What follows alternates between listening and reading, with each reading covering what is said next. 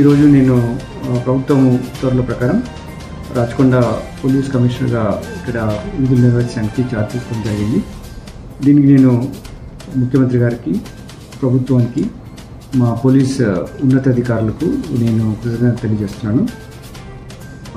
Technical గ్రౌండ్స్లో transfer అయినప్పుడు మళ్ళీ నాకు ఇదే పోస్టింగ్ రీపోస్ట్ చేయడం ఒక ఉన్నతమైనటువంటి బాధ్యత నా మీద మా పోలీసు ఉన్నతాధికారులు, ప్రభుత్వం నిలబెట్టింది.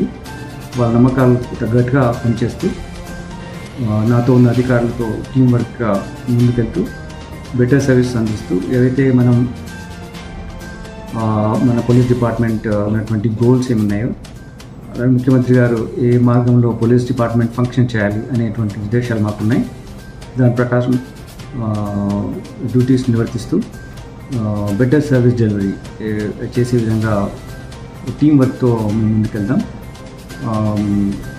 ఇది మళ్ళీ మా వాళ్ళందరితో ఒకసారి మాట్లాడి మీకు మేము చేసేటువంటి యాక్టివిటీస్ పోలీస్ పర్స్పెక్టివ్లో, లా అండ్ ఆర్డర్ పర్స్పెక్టివ్లో ఏముంటాం, మేము ఇంటరాక్షన్లో ఉంటాం. ఇది కంటిన్యూస్ ఇంటరాక్షన్ ప్రాసెస్.